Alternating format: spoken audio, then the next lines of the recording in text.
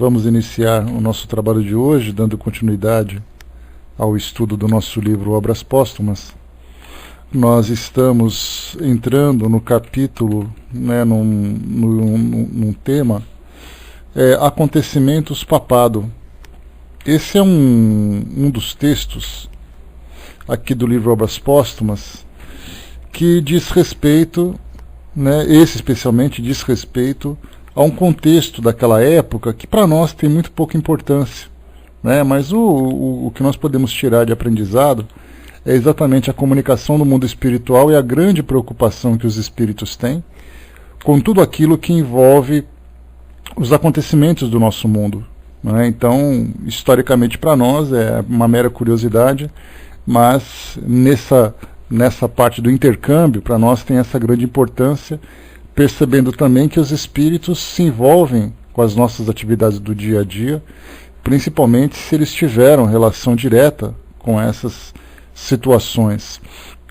Eu já passei para vocês, eu tenho um livro chamado Militares do Além, e trata de uma coletânea de comunicações recebidas por Chico Xavier, direcionadas a um determinado grupo de militares encarnados. E esses militares, naturalmente, que eram desencarnados, tinham relação com esse grupo, que era uma irmandade de militares aqui lá no Rio de Janeiro. E eles, então, se comunicando constantemente com esses encarnados para dar continuidade naquela obra, que era uma obra social, dando amparo para militares que, por algum motivo, se aposentaram, reformaram-se por causa de lesões ou viúvas e tudo mais.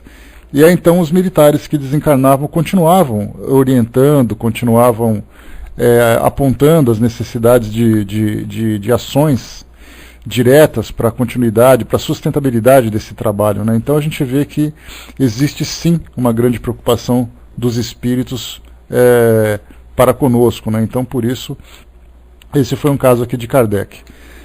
Esse texto, então, Acontecimentos Papado, trata diretamente do papado daquela época. Nós falamos do século XVIII, século XIX, e nesse período de Kardec, em que ele faz essa referência, nós falamos de um Papa que era chamado de Pio IX. Ele teve ali o seu papado entre 1846, Kardec já estava ali estudando o magnetismo e tudo mais, e ele veio desencarnar em 1878. Foram 32 anos de papado, considerado, fora o papado de Pedro, o primeiro Papa, o papado mais longo que se teve até agora. E ele era um Papa que era denominado como reacionário. A gente lembra que o reacionário é sempre aquele que é contrário ao revolucionário. E naquela época, na Itália, onde havia ali muitas disputas para a unificação de toda a península, no caso o Papa, como chefe da igreja, a igreja de modo geral, possuía uma grande quantidade de terras. Houve uma época, inclusive, em que a igreja chegava a dominar 1/3 das terras cultiváveis da Europa. E isso através de doações, lembrando sempre daquela questão das compras de indulgências, que era tradição naquela época, que inclusive forçou o então bispo Martinho Lutero a promover a reforma religiosa. E aí então, dessas várias terras que havia na Península Itálica, então era aquele momento da unificação. E naturalmente esse Papa era contra isso, porque a igreja, vivendo aquela ideia do poder temporal, que significava que o Papa, que era o chefe da igreja, ele não apenas era um chefe espiritual, mas ele também era um chefe civil, se envolvendo com questões políticas, questões econômicas, questões sociais, porque eles acreditavam que, tendo domínio aqui na Terra, seria mais fácil deles controlarem, ou pelo menos desenvolverem a ideia do mundo espiritual, de trazer o mundo espiritual aqui para o nosso mundo. Então era uma relação bastante complicada. Então era muita política, eram muitas muitas guerras, né? Nós tínhamos um exército papal, nós tínhamos uma polícia papal que tomava conta das questões sociais. Então esse Papa, ele era esse revolucionário. E nessa época, especificamente em 1861, houve então a unificação, né, desses estados, daqueles estados do Vaticano, formando então a Itália como nação e deixando apenas o Vaticano como terra da Igreja. Então isso foi, né, um grande problema. Então esse era o contexto que Kardec vivia na época, né? E da França, a França de certa forma dava apoio para o Vaticano, a Áustria também dava apoio para o Vaticano, mas dentro da península aquelas convulsões sociais querendo essa unificação. E para isso tinha que enfrentar a igreja, né? Porque ela era detentora de uma grande parte das terras daquela região. Então esse era o contexto da época. Então antes de acontecer essa unificação, essa quebra com a igreja, essa comunicação veio em 12 de abril de 1860, lembrando que a unificação da Itália veio em 1861, e portanto, né, a ruptura com a igreja, do Estado com a igreja, acabou então um ano depois, na casa do senhor Derral, o médium senhor Crosset. É uma comunicação espontânea, Kardec coloca aqui para nós, obtida na sua ausência, né? Então ele não estava presente no momento da reunião. E aí então foi feita a pergunta então ao senhor CH, que foi o espírito nesse caso que trouxe a comunicação. Então ele diz o seguinte, a pergunta: então vocês imaginem, né, a situação da Itália naquela época, a situação da igreja naquela época e as informações que o espírito aqui traz então. Foi feita a pergunta: fostes embaixador em Roma e naquele tempo predissestes a queda do governo papal. O que pensais hoje a respeito? Então ele era embaixador em Roma e ali ele já conseguia então observar que essas movimentações sociais já levava, né, já induzia pelo menos a ideia de que haveria a queda do governo papal e que a Itália se unificaria. A resposta dele: creio que se aproxima o tempo em que minha profecia vai se cumprir, mas não será sem dores. Tudo se complica, as paixões exacerbam-se, e de uma coisa que se poderia fazer sem comoção, envolveu a todos, de uma tal forma que toda a cristandade será abalada. Né? Afinal de contas, seria assim quase que a grande perda do poder da igreja na terra, exatamente porque o grande poder que ela exercia, como nós comentamos no início, não era apenas espiritual, ele era principalmente social, econômico e político. Né? Nós temos assim, algumas séries que são produzidas hoje, que falam um pouquinho os Borgias, por exemplo, é uma série que fala sobre a família Borgia, que acabou ali tendo 2 ou 3 papas, né? 2 papas na sequência, cardeais, era uma coisa muito política, envolvendo assassinatos, corrupção, intrigas e tudo mais, né? Era um papa que era casado, tinha amante, tinha filhos e tudo mais. Pilares da Terra, a mesma coisa, uma outra série que também fala, né, desse domínio da igreja. Então mostra ali que a influência da igreja era muito forte, envolvendo-se inclusive em guerras. O Papa declarando guerras a outras nações para poder proteger o seu território. Né? Então a igreja, perdendo esse alicerce econômico que ela tinha, esse poder político que ela tinha, certamente também teria. Tá joia, então, obrigado, Olivia. Então ela perderia também, né, ou pelo menos em teoria, perderia também a influência espiritual sobre a população. Né? E aqui então a pergunta de novo: poderíeis nos dizer a vossa opinião sobre o poder temporal do Papa? Ou seja, o poder do Papa também envolvendo questões políticas, sociais, econômicas, além da espiritual. A resposta: penso que o poder temporal do Papa não é necessário à sua grandeza, nem ao seu poder moral. Ao contrário, quanto menos súditos ele tiver, mais venerado será. Aquele que é representante de Deus na terra está colocado bastante alto para não ter necessidade do realce do poder terreno. Dirigir a terra espiritualmente, eis a missão do Pai dos cristãos. Então naquela época também o mundo espiritual já também via isso, uma contradição. Alguém que tinha uma missão espiritual se envolvendo com questões terrenas, né? questões mundanas, vamos dizer assim. A pergunta: pensais que o Papa e o Sacro Colégio melhor esclarecidos não façam o necessário para evitar o cisma e a guerra intestina, embora não fosse apenas moral? Aqui a gente lembra, né, o Sacro Colégio nada mais é do que o colégio dos cardeais, aquele colégio que é responsável por todos os cardeais, né, que é formado por todos os cardeais e que tem a responsabilidade de assessorar o Papa nas suas decisões.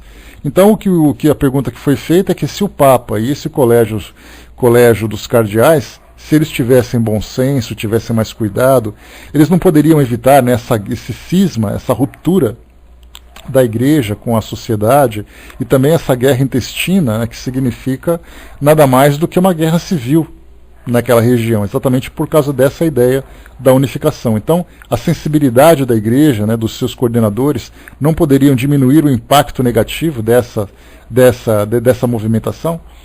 A resposta: não creio. Todos esses homens são obstinados, ignorantes, habituados a todos os prazeres profanos. Isso falando dos homens da igreja, né, do alto escalão da igreja. Necessitam de dinheiro para satisfazê-los e tinham medo de que a nova ordem de coisas não lhes deixasse bastante. Por isso, levam tudo ao extremo, poucos se incomodando com o que possa acontecer, sendo cegos demais para compreender a consequência de sua maneira de agir. Então, uma crítica direta a esses representantes da igreja ou representantes do mundo espiritual, se envolvendo com essas questões terrenas, fugindo exatamente daquela sua missão, né, e estando cegos para as consequências negativas que isso viria a trazer para eles. Pergunta: nesse conflito, não se deverá temer que a infeliz Itália sucumba e que seja conduzida sob outro aspecto, sobre o espectro da Áustria, né, a influência austríaca sobre as terras da Itália, né, sem que, imaginando, nesse caso, prevendo o fracasso, a frustração da unificação? A resposta: não, é impossível. A Itália sairá vitoriosa da luta e a liberdade raiará nessa terra gloriosa. A Itália salvou-nos da barbárie, foi nossa mestra em tudo que a inteligência tem de mais nobre e de mais elevado. Ela não recairá sob o jugo dos que a rebaixam. Né? Então aqui a gente viu uma questão política envolvida que aconteceu naquela época, os espíritos trazendo a sua opinião, participando, acompanhando o desenrolar da situação, e veio de uma forma espontânea, né, nessa comunicação, e eles então conversavam sobre isso.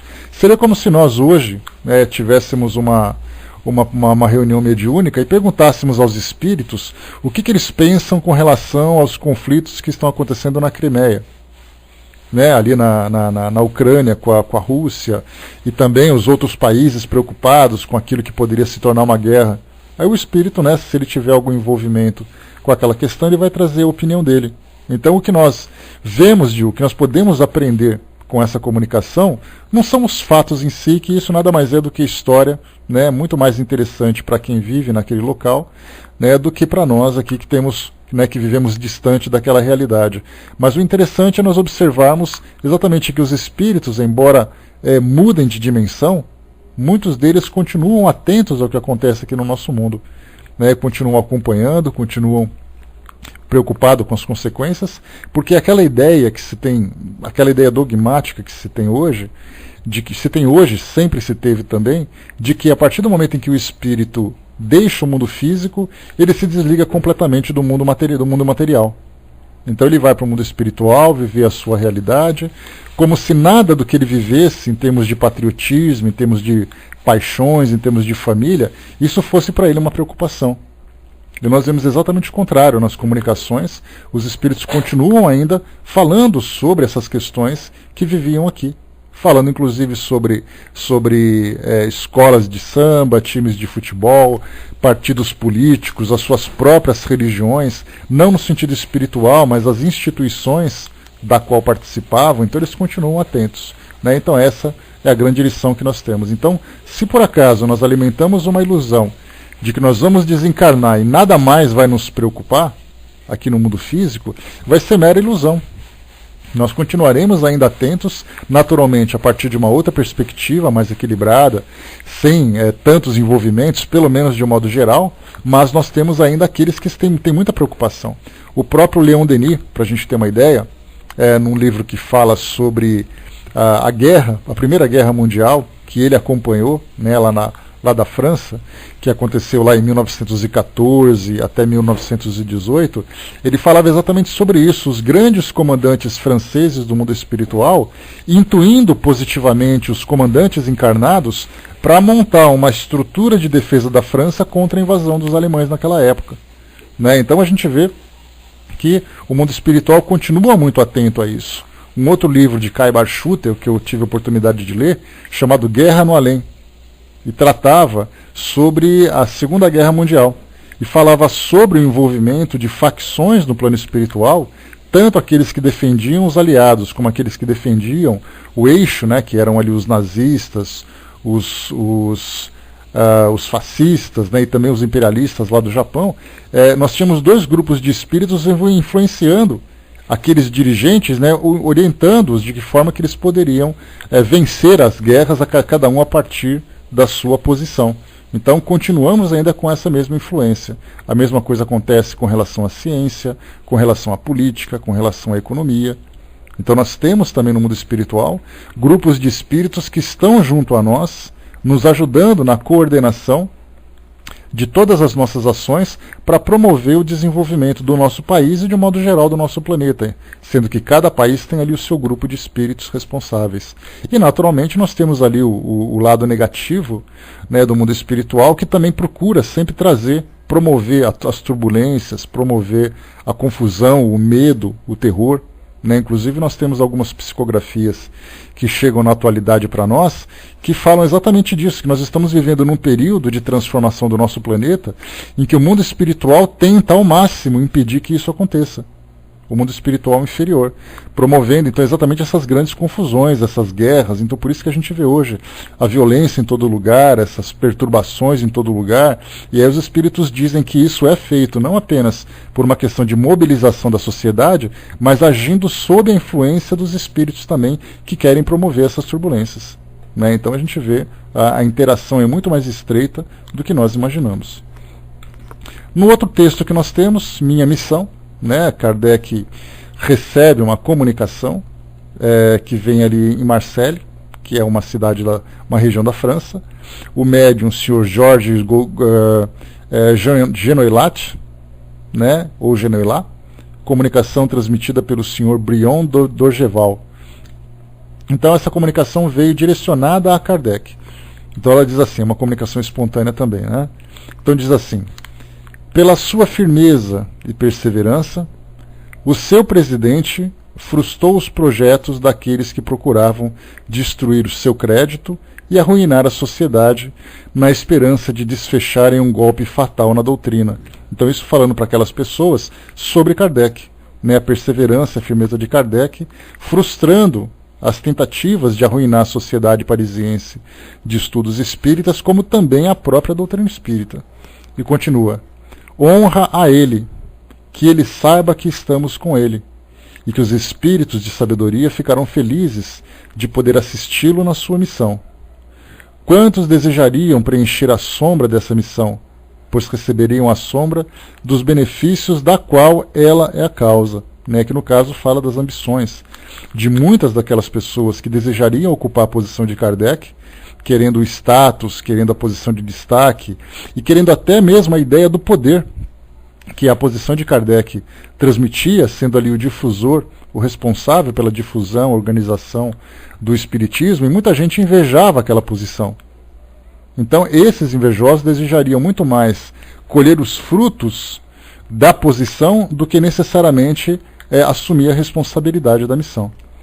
E continua: esta missão, porém, é perigosa, e para cumpri-la é necessária uma fé e uma vontade inabaláveis. É necessária também a abnegação e a coragem para afrontar as injúrias, os sarcasmos, as decepções e não se alterar com a lama tirada pela inveja e a calúnia.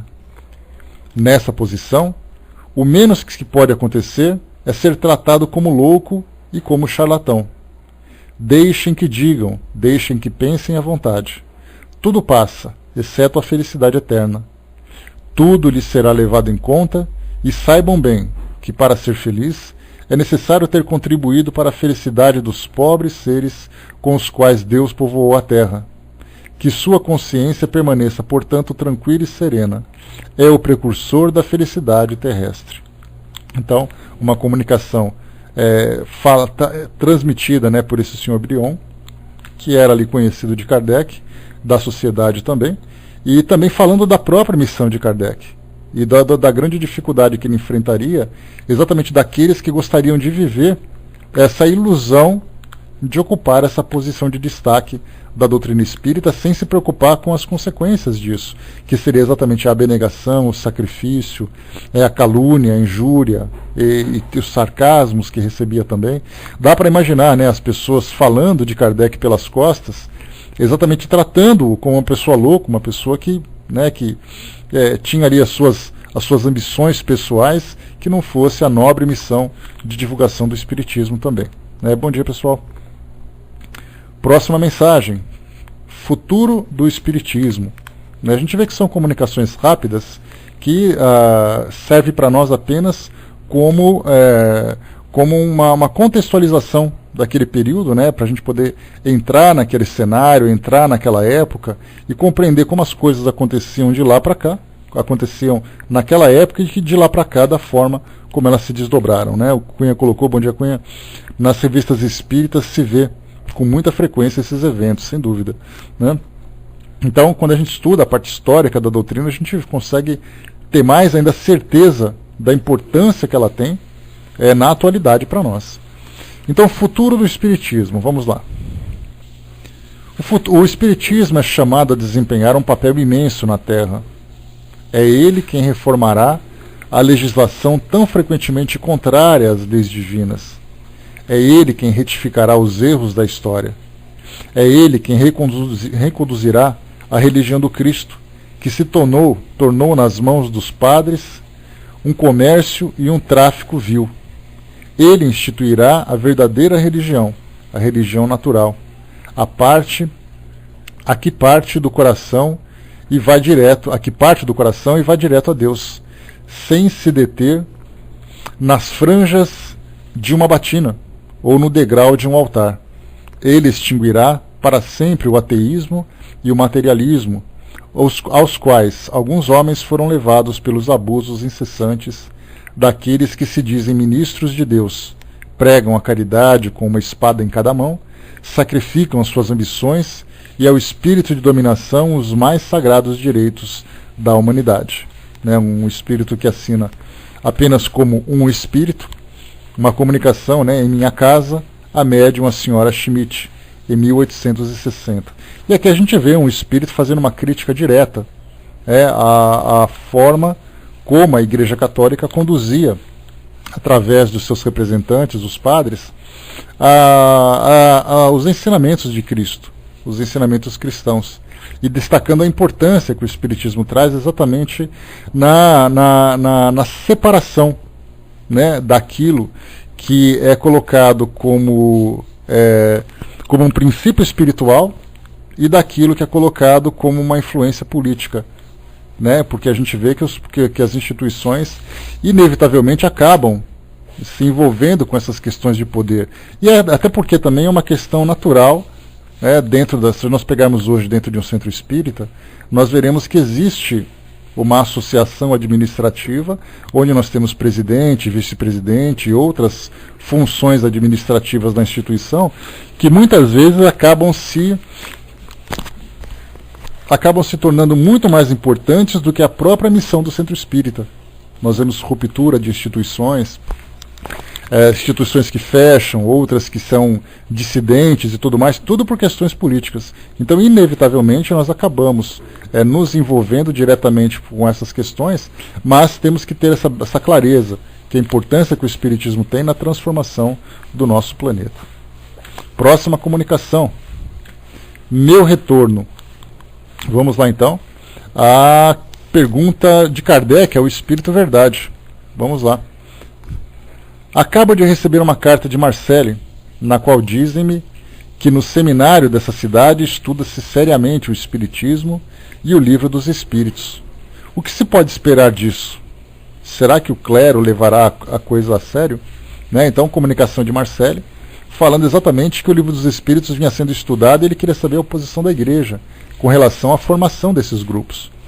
A resposta: não podes duvidar. Ele leva a coisa muito a sério, pois prevê para ele as consequências disso e suas apreensões são grandes. O clero, sobretudo a parte esclarecida dele, estuda o Espiritismo mais do que imaginas, mas não penses que seja por simpatia. Ele aí procura, ao contrário, os meios de combatê-lo, e eu te asseguro que ele lhe fará uma guerra rude. Não te inquietes com isso.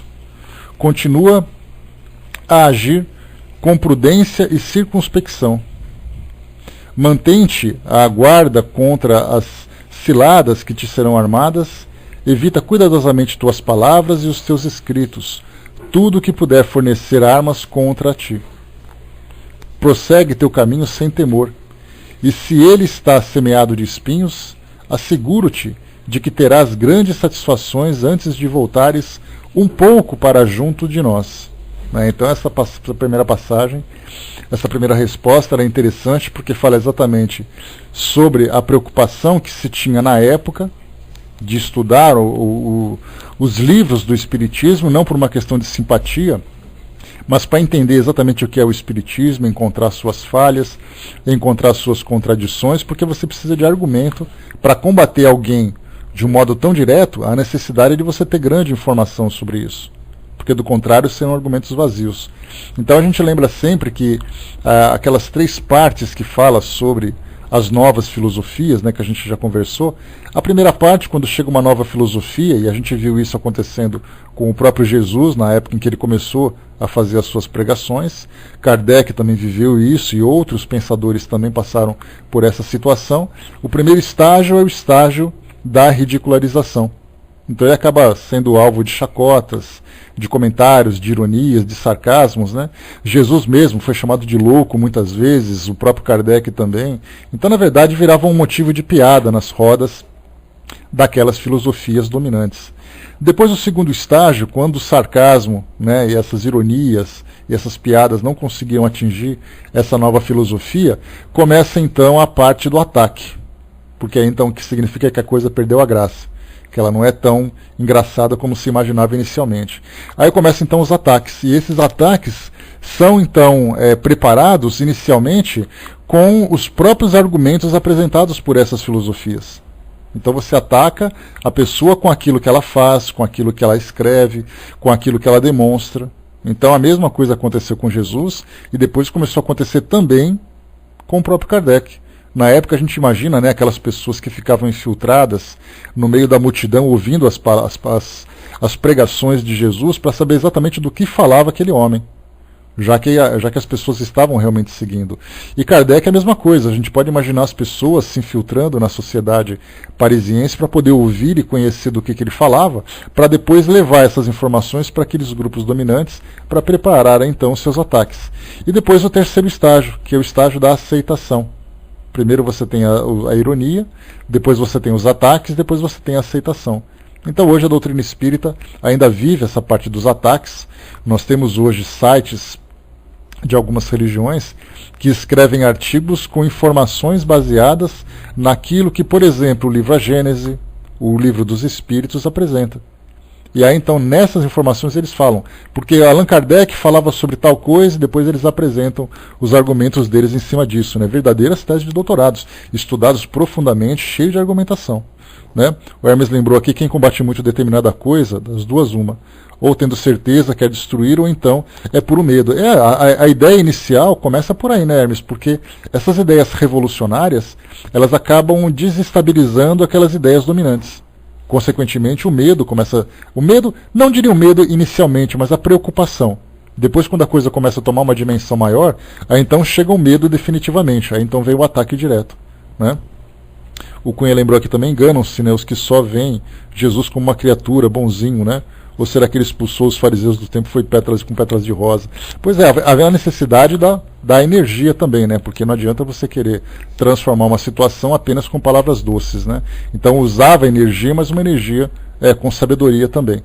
Então aqui, falando sobre essa questão das agressões, falava exatamente isso para Kardec, né? Que ele deveria prosseguir o seu caminho sem medo e que ele terá grandes satisfações antes de voltares um pouco para junto de nós. E esse um pouco foi colocado entre aspas, exatamente porque desperta uma curiosidade. Por que os espíritos disseram que Kardec retornaria para o plano espiritual e ficaria apenas um pouco lá? E foi exatamente essa a motivação da próxima pergunta que Kardec faz ao Espírito Verdade. Que quereis dizer com essas palavras um pouco? A resposta: não permanecerás por muito tempo entre nós. Será preciso que retornes para terminar tua missão, que não pode ser terminada nesta existência. Se fosse possível, não irias de forma alguma, mas é preciso submeter-se à lei da natureza. Estarás ausente durante alguns anos, e quando voltares, estará em condições que te permitirão trabalhar desde cedo.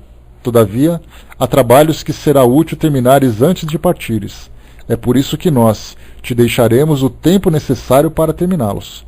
Então a gente vê ali a grande mobilização do mundo espiritual, fazendo com que a vida de Kardec seja a mais produtiva possível para que ele termine, né, essa fase de instalação, de implementação daquilo que vem a ser o Espiritismo, seus ensinamentos, as suas publicações e tudo mais, a demonstração do trabalho propriamente dito, voltaria para o plano espiritual, ficaria pouco tempo, imagina, dá para imaginar, né, Miriam?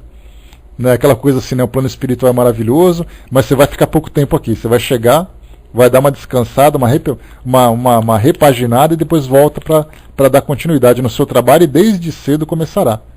Porque a gente lembra, é importante frisar isso, Kardec nasceu em 1804. Ele começou a se envolver com os estudos em 1854, a gente viu isso aqui no próprio livro Obras Póstumas. Então Kardec começou a trabalhar com o Espiritismo com 50 anos de idade. Então para muitos de nós aqui que tem uma vida meio pacata, uma vida meio tranquila, nossa, mas eu já estou muito velho, estou com 40 anos de idade, Kardec conheceu as manifestações com 50 anos. Quando ele estava então com 54, 64 tinha 60, 69, Kardec desencarnou com 65 anos de idade. Então dos 50 aos 65 anos foi exatamente o tempo que ele teve para poder preparar esse trabalho. Foram 15 anos de trabalho a partir dos 50. Né? Então, olha só, e sem falar nisso, né, Décio, que 50 anos naquela época, a pessoa já estava entrando ali realmente na decrepitude, né? Já estava descendo ali, se preparando para poder ir embora. Porque a gente lembra que quanto mais no passado nós vivemos, piores eram as condições de vida. Não tinha plano de saúde, não tinha terapia preventiva, não tinha nada disso. Simplesmente a coisa acontecia, quando ele descobriu que ele estava doente, não tinha aquela coisa de médico, tomava ali algumas poções que fazia algumas cirurgias daquelas meio malucas e seja o que Deus quiser, né?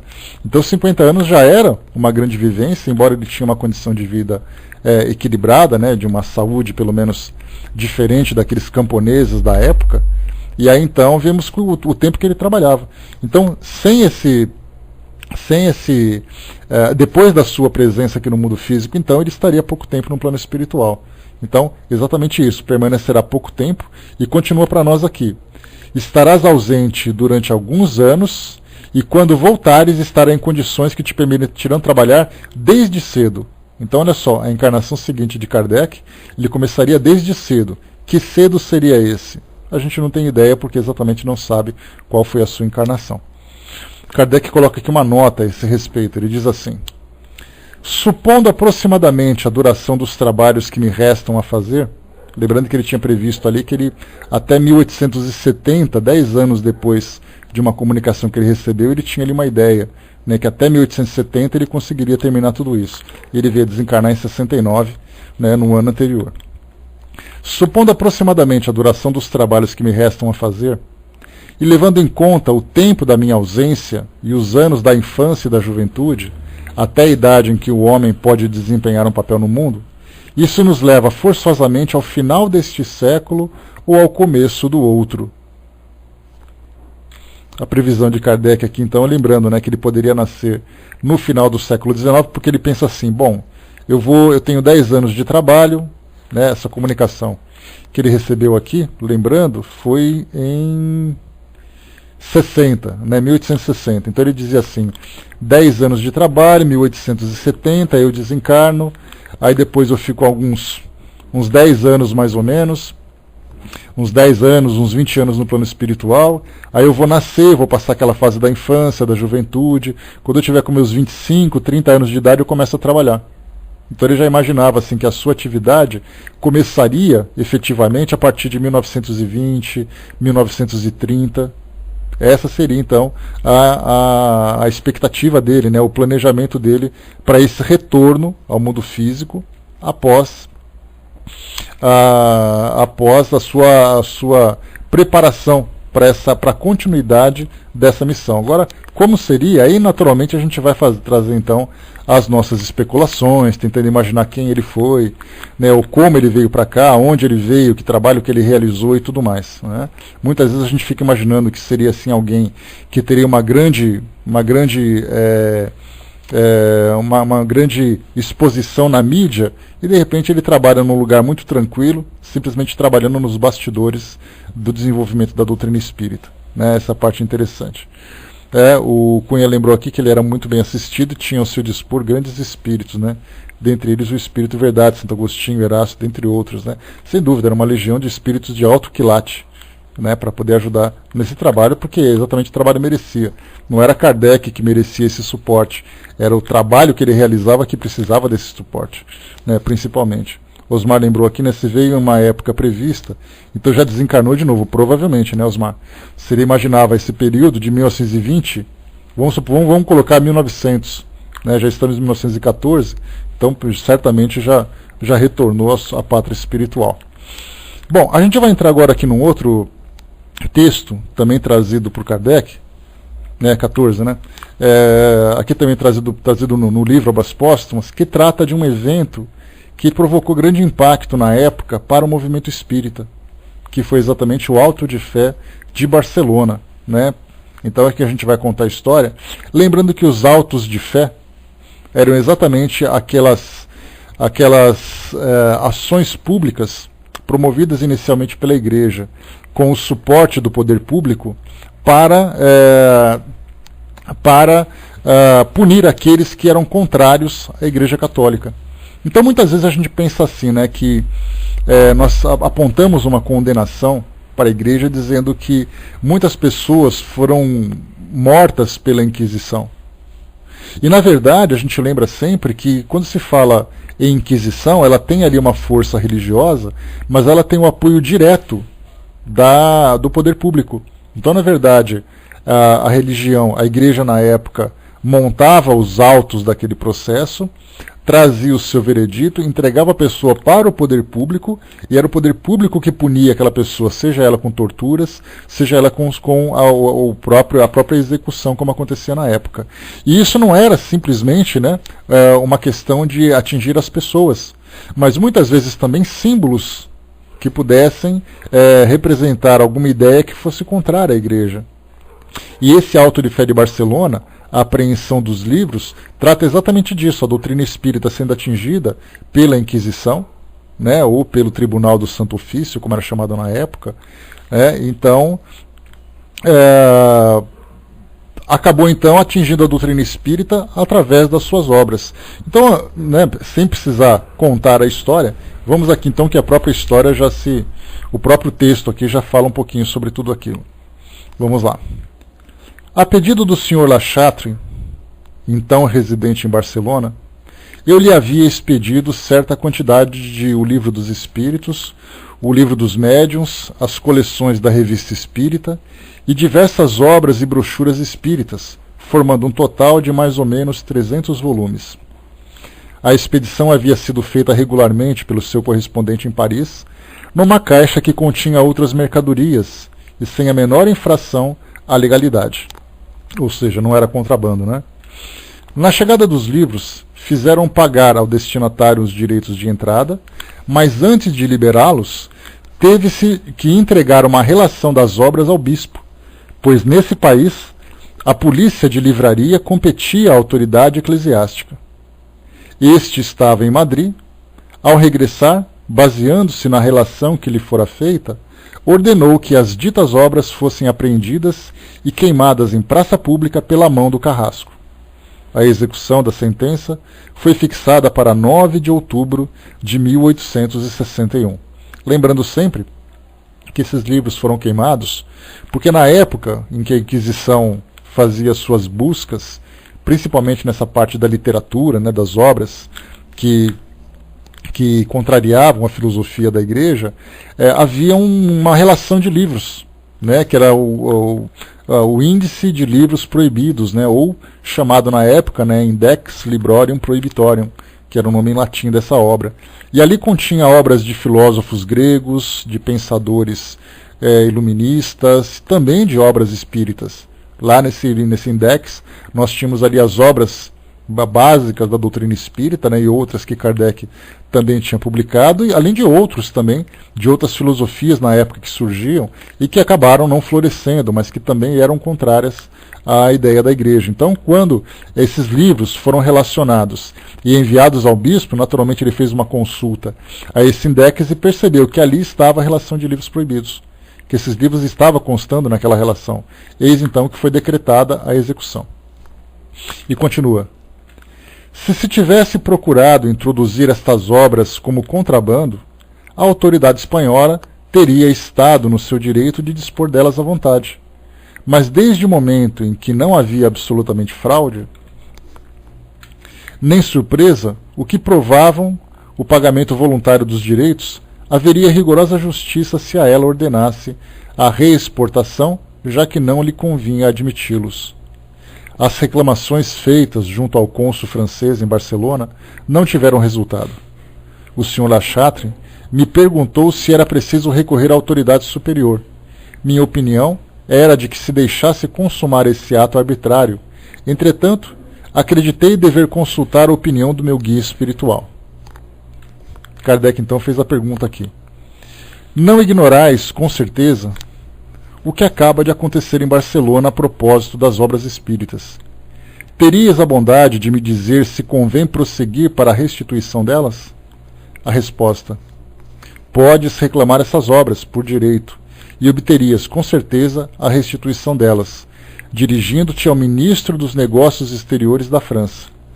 Porém, minha opinião é a de que resultará desse auto de fé um bem muito maior do que a leitura de alguns volumes. A perda material não é nada ao lado da repercussão que semelhante fato produzirá em favor da doutrina. Compreendes como uma perseguição tão ridícula e tão atrasada poderá fazer progredir o espiritismo na Espanha. As ideias se disseminarão lá com tanta rapidez e as obras serão procuradas com tanta maior avidez quanto as tiverem queimado. Tudo vai bem. Kardec pergunta: convirá escrever a respeito um artigo no próximo número da Revista Espírita? A resposta: espera o auto de fé. Então, 9 de outubro de 1861, aconteceu então o auto de fé de Barcelona. Aliás, esse é um dos capítulos mais marcantes da doutrina espírita, em termos de perseguição. Nunca aconteceu que de uma perseguição de tamanha tenacidade contra dos doutrinas espíritas. O que vocês escreveram aqui? O Armando colocou lá em cima, acho interessante que Kardec foi assessorado por vários espíritos e não era médium, e hoje há vários médios que são assessorados por um só espírito e tudo que eles trazem é dado como verdade sem análise. Lembrando sempre, a gente sempre tem que avaliar o conteúdo das mensagens, avaliar o conteúdo das mensagens que chegam para nós com muito critério. A gente não pode ter essa ideia do preconceito, de fazer um julgamento simples assim. Kardec era associado por vários médiuns devido à própria necessidade da forma como o espiritismo estava se embasando. A partir dali nós tivemos vários médiuns que trouxeram várias contribuições e eram assessorados não apenas por um espírito que era porta-voz. A gente tem que se lembrar disso, né? Porque o fato de um espírito se comunicar não significa que ele é o detentor da palavra apenas, mas ele acaba sendo porta-voz de um conjunto de trabalho feito no plano espiritual. Então a gente tem que tomar, né, o cuidado para poder compreender e estudar com profundidade de que forma é que acontece essa dinâmica no plano espiritual que nós não conhecemos, né? E sempre estudar com cuidado aquilo que chega para nós. Vamos em frente aqui então. Auto de Fé de Barcelona, 9 de outubro de 1861. Esta data ficará marcada nos anais do Espiritismo pelo auto de fé dos livros espíritas em Barcelona. Eis o extrato do processo verbal da execução. Então isso aqui foi o que foi lido na época, né, o que foi dito na época. Neste dia, 9 de outubro de 1861, às 10h30 da manhã, na esplanada da cidade de Barcelona, no local onde são executados os criminosos condenados ao derradeiro suplício, e por ordem do bispo dessa cidade, foram queimados 300 volumes e brochuras sobre o Espiritismo, a saber, o Livro dos Espíritos, por Allan Kardec, etc. Os principais jornais da Espanha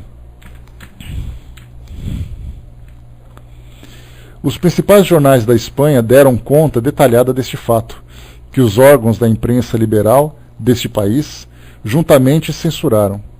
Deve-se observar que na França, os jornais liberais limitaram-se a mencioná-los sem comentários. O próprio Sec, tão ardoso ao estigmatizar os abusos de poder e os menores atos de intolerância do clero, não encontrou uma palavra de reprovação para esse ato digno da Idade Média. Alguns jornais da pequena imprensa aí encontraram até motivo para riso. Colocando à parte o que diz respeito a toda a crença, havia ali uma questão de princípio, de direito internacional, que interessava a todo mundo, sobre qual não teriam passado tão levianamente caso se tratasse de certas outras obras. Eles não se cansam de censurar quando se trata de uma simples recusa de partilha para a venda de um livro materialista. Ora, a Inquisição, restaurando suas fogueiras com a solenidade antiga, às portas da França, apresentava uma gravidade bem maior. Por que então essa indiferença? É que se tratava de uma doutrina a cujos progressos a incredulidade assiste com pavor. Reivindicar a justiça em seu favor seria consagrar seu direito à proteção da autoridade e aumentar seu crédito. Seja como for, o Auto de Barcelona não deixou de produzir o efeito esperado, pela repercussão que teve na Espanha, onde contribuiu poderosamente para propagar as ideias espíritas. Aí traz para nós aqui referência exatamente da Revista Espírita do mês de novembro de 1861. O acontecimento deu lugar a numerosas comunicações da parte dos espíritos. A que se segue foi obtida espontaneamente na Sociedade de Paris, aí em 19 de outubro, quando do meu retorno de Bordeaux. Aí então a comunicação. Era preciso que alguma coisa chocasse com violência certos espíritos encarnados para que se decidissem a se ocuparem dessa grande doutrina que deve regenerar o mundo. Nada é feito inutilmente na vossa terra. Por isso, nós que inspiramos o Auto de Fé de Barcelona, sabíamos bem que, agindo assim, teríamos dado um passo imenso adiante. Esse fato brutal, inaudito nos tempos atuais, consumou-se tendo por objetivo chamar a atenção dos jornalistas, que permaneciam indiferentes diante da agitação profunda que movimentava as cidades e os centros espíritas. Eles deixavam que se falasse e deixavam que se fizesse, mas obstinavam-se em se fazerem de surdos e respondiam com mutismo ao desejo de propaganda dos adeptos do espiritismo. De bom grado ou mau grado, é preciso que falem dele. Hoje, uns constatando o histórico do fato de Barcelona, outros desmentindo-o, provocaram uma polêmica que dará a volta ao mundo e da qual o espiritismo será o único a tirar proveito. Eis porque hoje a retaguarda da Inquisição fez seu último auto de fé, porque nós assim o quisemos. Assinado um espírito. Então é interessante aqui ele falando que os espíritos motivaram esse ato, né, que é a princípio para nós. pode ser um ato odioso, né, mas para o mundo espiritual, uma estratégia de provocar escândalo, para fazer com que a sociedade realmente percebesse o que estava acontecendo, e não simplesmente se colocasse naquela questão de nulidade, de mutismo diante da situação. Nota de Kardec. Enviaram-me de Barcelona um desenho da aquarela feito no local por um artista distinto, representando a cena do Auto de Fé. Mandei fazer dela uma fotografia reduzida. Possuo igualmente cinzas recolhidas da fogueira, entre as quais encontram-se fragmentos ainda legíveis de folhas queimadas. Conservei-as numa urna de cristal. Então, bacana isso aqui. Feita, então, uma comunicação particular que chegou no dia 22 de dezembro de 1861, logo depois. Né? Eu cheguei a ler alguma coisa, que nós temos um museu, eu não me lembro se é em Paris, ou aqui em São Paulo, que nós temos um Museu Espírita aqui em São Paulo, que tem resquícios dessas obras queimadas, ou é na FEB que tem. Eu não me recordo que eu li alguma coisa sobre isso, né? Que pegaram então esses resquícios, né, do que sobrou daquele ato, e aí então acabou guardando como sendo algo que demonstrasse materialmente essa agressão contra a doutrina espírita. Próximo item aqui, meu sucessor. Então, para quem quiser depois um aprofundamento, Revista Espírita, 1861, mês de novembro. É só dar uma consultada lá, que Kardec publicou na revista de um modo mais detalhado, né? Um pouco mais inclusive ele fala quem eram os presentes, quem eram as autoridades presentes que estavam testemunhando o Auto de Fé e tudo mais, né? É muito legal, né? O IPEAC, né, o Instituto de Pesquisa de Estudo do Allan Kardec, né? Então também tem esse material lá, né, para essas informações. Bom, meu sucessor. Vamos lá agora para outra passagem, Kardec já falando quem o sucederia nessa missão de divulgação do Espiritismo. Tendo uma conversa com os espíritos, levado a falar do meu sucessor na direção do Espiritismo, formulei a seguinte questão. Fez então a pergunta. Entre os adeptos, muitos se inquietam com o que acontecerá ao Espiritismo depois de mim, e se perguntam quem me substituirá quando eu partir, já que não se vê ninguém surgir de uma maneira notória para tomar-lhe as rédeas. Respondo que não tenho a pretensão de ser indispensável, que Deus é muito sábio para depositar o futuro de uma doutrina que deve regenerar o mundo na vida de um homem, que, além disso, sempre me foi dito que minha tarefa é a de constituir a doutrina e que para isso me será dado o tempo necessário. Estou vendo aqui embaixo, pessoal, só um instantinho. Ó. A Sociedade da Livraria Espírita ainda possui esses resquícios que Kardec colocou. Né? Está aqui uma nota de rodapé. Então, continua aqui para nós. A do meu sucessor será, portanto, mais fácil, já que o caminho está traçado e que bastar-lhe-á segui-lo.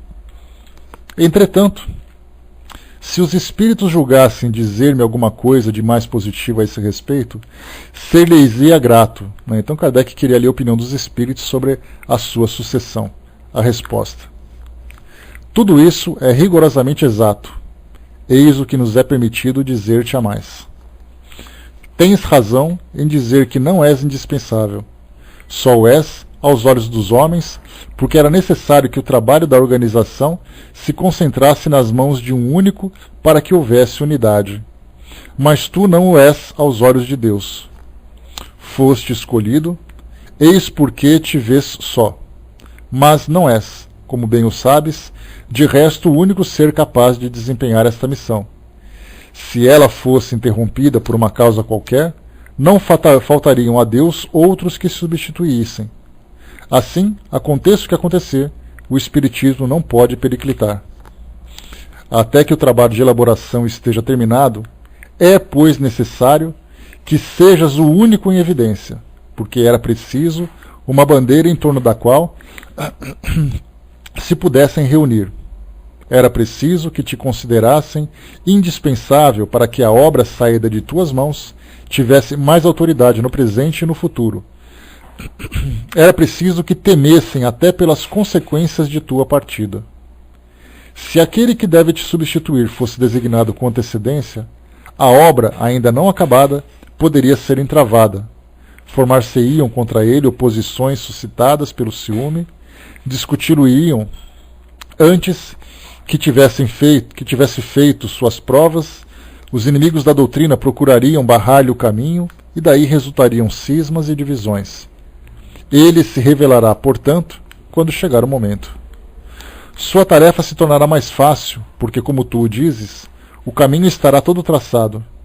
Se ele daí se afastasse, perder-se-ia a si próprio, como já se perderam aqueles que quiseram atravessar-se no caminho.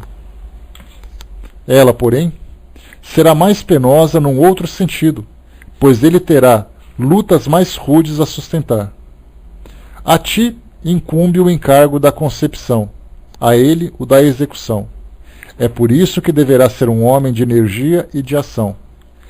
Admira aqui a sabedoria de Deus na escolha dos seus mandatários. Tens as qualidades necessárias para o trabalho que deves realizar, mas não tens as que serão necessárias ao teu sucessor. A ti será necessária a calma, a tranquilidade do escritor que amadurece as ideias no silêncio da meditação. A ele será necessária a força do capitão que comanda o navio, conforme as regras traçadas pela ciência. Despojado do trabalho da criação, da obra, sob cujo peso teu corpo sucumbirá, ele estará mais livre para aplicar todas as suas faculdades no desenvolvimento e na consolidação do edifício. Pergunta de Kardec: poderias dizer-me se a escolha do meu sucessor já está feita desde agora? A resposta: está sem o estar, já que o homem, tendo seu livre-arbítrio, pode recuar no seu último momento diante da tarefa que ele próprio escolheu. É preciso também que ele faça suas provas de capacidade, de devotamento, de desinteresse e de abnegação. Se só estiver movido pela ambição e pelo desejo de primar, será certamente colocado de lado. Pergunta: sempre foi dito que vários espíritos superiores deveriam encarnar para ajudar o movimento. A resposta: sem dúvida. Vários espíritos terão essa missão, mas cada um terá sua especialidade e agirá através da sua posição sobre esta ou aquela parte da sociedade. Todos se revelarão pelas suas obras, e nenhum, por qualquer pretensão, à supremacia.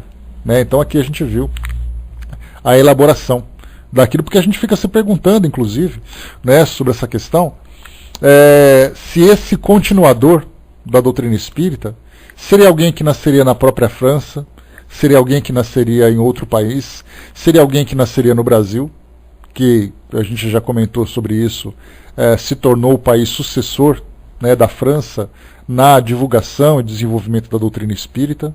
Quem seria ele? Naturalmente, na nossa mente, começam a aparecer vários, como Bezerra de Menezes, como Chico Xavier, como outros grandes nomes, grandes vultos do espiritismo, Kai Barschuttel, que era responsável pela divulgação do espiritismo nos meios de comunicação, entre tantos outros nomes. Aqueles que vieram no Brasil na fundação das primeiras instituições, na fundação da Federação Espírita, enfim, não sabemos que nomes seriam esses e qual seria exatamente a missão que ele teria. Mas certamente, como foi colocado aqui pelo Espírito Verdade, a questão é exatamente essa. Cada espírito traz atribuições específicas para cada fase do trabalho. É exato, né, Brás? Muitas vezes a gente fica concentrado imaginando que vai surgir um outro Allan Kardec, uma outra única pessoa, sendo que vários espíritos vieram fazer um trabalho conjunto. Porque a necessidade que nós temos hoje, de ter uma representação definitiva, como foi Allan Kardec na estruturação do trabalho, nós já temos. A partir dali, nós começamos então a observar um grande leque se abrindo, atingindo várias frentes do trabalho, até mesmo aproveitando a evolução da sociedade, a evolução da tecnologia, dos meios de comunicação, da forma como as coisas se organizam, trabalhando dentro do tempo, dentro do contexto de cada um. Diferentemente de Kardec, começamos então a viver uma outra realidade. O que a gente observou também aqui, que a gente comentou na semana passada, foi exatamente aquela responsabilidade que o Brasil acabou absorvendo, acabou admitindo, acabou recebendo, principalmente, na recepção da doutrina espírita. já que nós lembramos que na Europa, naquele período, era uma época de muitas convulsões, de muitos conflitos e tudo mais, e isso prejudicava a sustentação do espiritismo como uma nova filosofia, já que havia outras prioridades. A prioridade da França naquela época, para a gente ter uma ideia, era uma prioridade de sobrevivência e de reconstrução. Então, muitos daqueles que estavam envolvidos com questões do espiritismo acabaram mudando, voltaram-se, né, para questões sociais, para questões políticas, econômicas, e aí então o espiritismo foi naturalmente se dispersando e perdendo força, não só na França, como em outros países também. E aqui no Brasil, longe de toda essa bagunça, começavam então a surgir aqui os primeiros focos de divulgação. A Hermes colocou aqui, né, entretanto há pessoas que não aceitam fora de Kardec, né, isso se preocupa um pouco, né. É a base, né, a gente sempre lembrar que, como o próprio Kardec coloca, ele fez ele foi colocado, o próprio Espírito Verdade acabou de comentar sobre isso, né, que Kardec teve a responsabilidade da elaboração, e depois nós teríamos outros responsáveis pela execução. Então, na verdade, é uma linha de produção que vem se desenvolvendo desde aquela época, em que, né, cada um vai cumprindo a sua tarefa, cada um vai fazendo o seu trabalho e tudo mais. Então, né, todo o respeito que Kardec tinha naquela época, mas foi colocado que ele não é indispensável, né, diante de Deus, exatamente porque se não fosse ele, seria outra pessoa. Então, na verdade, o detalhe que nós devemos observar é exatamente isso, né, que o Espiritismo ele é uma doutrina que ele surgiu através dos conhecimentos e também dos trabalhos organizados por Kardec, mas a doutrina por si só ela foi se propagando pelo mundo todo. Tanto é assim que a gente lembra sempre que Kardec recebia comunicações de vários centros espíritas, além da própria sociedade de onde ele trabalhava. Então o fato dele ter centralizado, nós tivemos ali vários núcleos que foram surgindo, né, pelo mundo afora, né, tanto que nós tivemos ali uma pesquisa, né, de quais eram os países, e nós vimos ali que vários países realmente foram citados na Revista Espírita. Algum estudioso da doutrina espírita se deu o trabalho de ler toda a Revista Espírita e anotar todas as referências de centros espíritas e onde ficavam esses centros espíritas. Então pegava, por exemplo, na Alemanha tantos centros espíritas, no Brasil tantos centros espíritas, nos Estados Unidos tantos outros, assim ele foi relacionando a quantidade enorme. E a gente fica se perguntando, além da Sociedade Parisiense, qual seria a outra instituição mais importante no mundo afora? Nós não temos.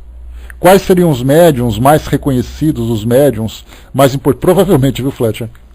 E esse estava com disposição e tinha um bom senso de pesquisa. Então, qual seria o outro médium, qual seria o outro responsável, qual seria o outro divulgador do espiritismo fora de Kardec que teria ali que estaria em segundo lugar na escala hierárquica de propagação do espiritismo? Nós não sabemos. Então foram muitos nomes, muitos locais, né? O que nós conhecemos naturalmente é a história do espiritismo no Brasil, com todos os seus expoentes.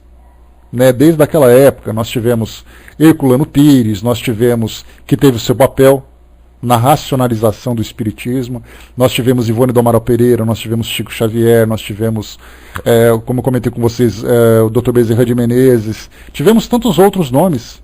Temos hoje Edivaldo Franco, que faz o seu trabalho, Raul Teixeira, que faz um outro trabalho, esses tantos palestrantes, escritores e cada nome que vai surgindo, a gente começa a colocar aquela interrogação, será que é ele? Será que é ele? Será que é o outro? Isso não faz diferença para nós. Isso é uma necessidade que nós temos de identificar esses nomes muito mais por uma curiosidade e por uma questão de idolatria do que por uma questão de racionalidade. Então muitos nomes surgiram. Mesmo depois de Kardec nós tivemos outros pesquisadores e cientistas que surgiram para fazer esse trabalho. Então, o que vale para nós é sempre pensar no grande conjunto formado por esses espíritos que vieram encarnar aqui no nosso mundo para dar continuidade nesse trabalho e fizeram muito bem. Hoje nós alcançamos o que o espiritismo era na época de Kardec e o que o espiritismo se tornou aqui no Brasil graças a esses divulgadores, a esses trabalhadores, é uma coisa absurda. Em termos de quantidade de informação que nós temos, quantidade de instituições que hoje divulgam o espiritismo, a forma como a própria sociedade hoje compreende a doutrina espírita, embora de uma forma fragmentada, como a gente já comentou. Muita gente entende o espiritismo só como psicografias, outro entende o espiritismo só como cirurgias espirituais, outro entende o espiritismo só dentro de um centro espírita. Então, esses entendimentos fragmentados tendem a se unificar. até que forma aquele conjunto de ideias completas. Mas para isso há necessidade, primeiro, que o Espiritismo comece então a quebrar as barreiras do próprio preconceito. Né? Exatamente, Fletcher. Né? Então a gente pega Bill Gates de um lado, a gente pega também o... como é que chama o outro também da Apple? Me esqueço o nome dele. O Steve Jobs, né? Então você tem o Steve Jobs, você tem o Bill Gates. A gente fala assim, nossa, esses dois caras são os únicos que criaram a informática e a tecnologia no nosso planeta. Será que foram mesmo? Se a gente lembrar que a informática surgiu durante a Segunda Guerra Mundial, quando esses dois estavam se preparando para nascer, então a gente começa a perceber o quê? Que a coisa não é bem assim. Que tudo começa com alguns nomes que a gente identifica. Mas a partir desses nomes, nós temos outras pessoas que trabalharam de uma forma anônima que ajudaram a fazer isso.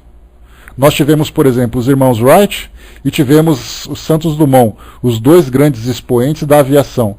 Mas somente os dois fizeram isso? Pois é, Fletcher, copiou aqui, né? Você falou, você escreveu, aí eu falei daqui. Então a gente pensa assim, somente esses dois foram responsáveis? E quando a gente pega, por exemplo, lá o Bartolomeu de Gusmão, né, o São Bartolomeu, né, que era o responsável e tudo mais, Gutenberg. Então a gente vai pegando assim nomes de ícones que surgem na sociedade, a gente pensa só isso. Madre Teresa é a única freira caridosa que teve no mundo? A coisa não é assim. Então, o Espiritismo nós tivemos como referência a unificação das informações através de Allan Kardec. A partir dali, independente de quem Kardec viria a ser no futuro como encarnado, né? E enquanto outros que surgiram também para complementar esse trabalho, a gente acaba ignorando.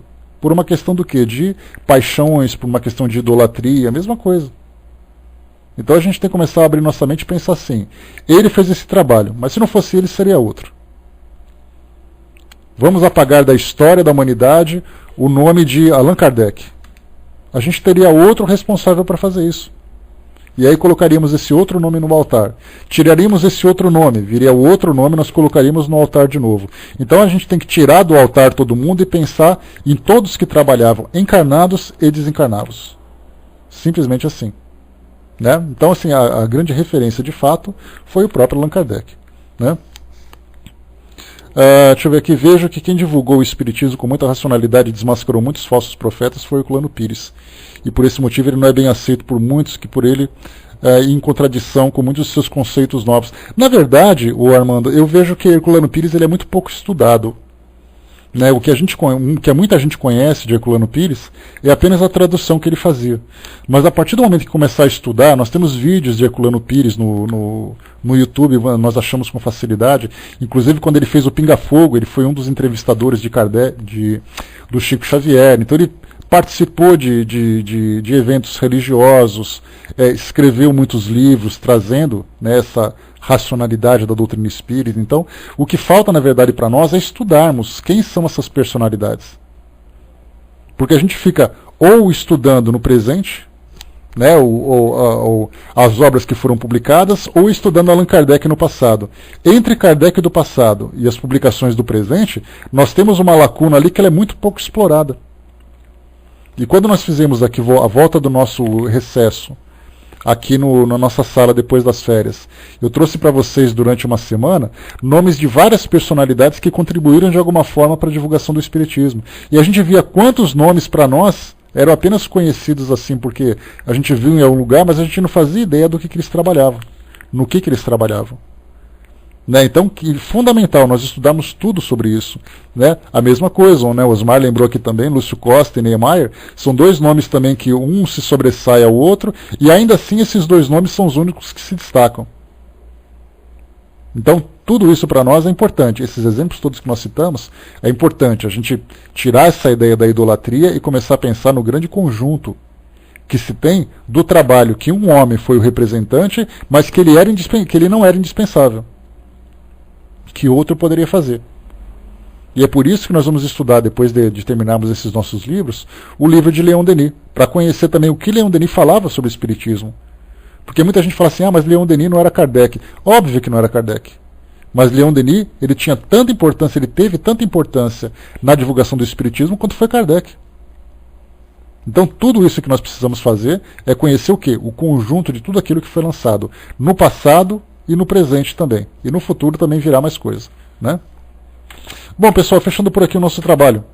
Nós paramos aqui na página número 450, imitação do Evangelho. É interessante isso daqui porque ele conta um pouquinho da história.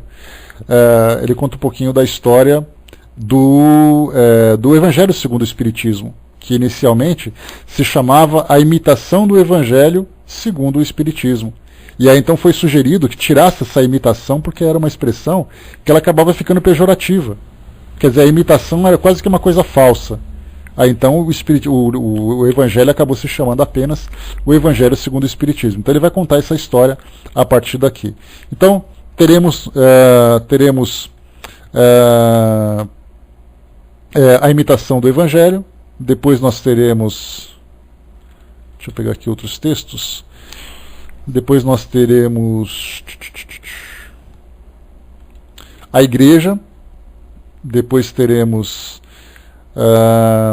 Vida de Jesus, por Renan, e depois teremos também Precursores da Tempestade. Então bastante coisa legal para a gente conhecer, né? A gente vê como é bacana estudar essa obra de Allan Kardec, porque a gente vê assim, é mais ou menos como se a gente estivesse entrando, né, nos bastidores daquilo que foi o trabalho de solidificação do Espiritismo.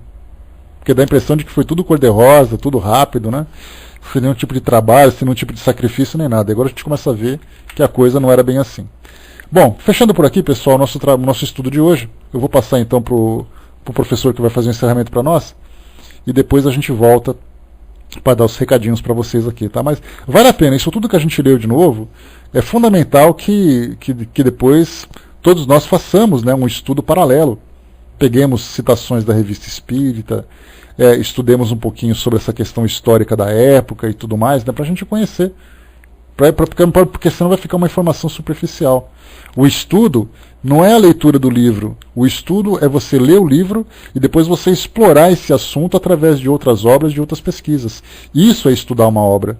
Porque do contrário a gente vai simplesmente decorar um livro. Né? Essa questão das parábolas, quem gosta de falar sobre isso é o Hermes. Eu particularmente não gosto muito de parábolas. Eu tenho uma certa resistência com essa parte do Evangelho, né, do Novo Testamento. Né, mas a gente fala do Evangelho segundo o Espiritismo, que já é pelo menos uma coisa mais tranquila. Mas com parábolas eu tenho uma dificuldade enorme. Dificuldade não é com relação ao entendimento dela, mas é com relação à preferência de falar de parábolas. Né,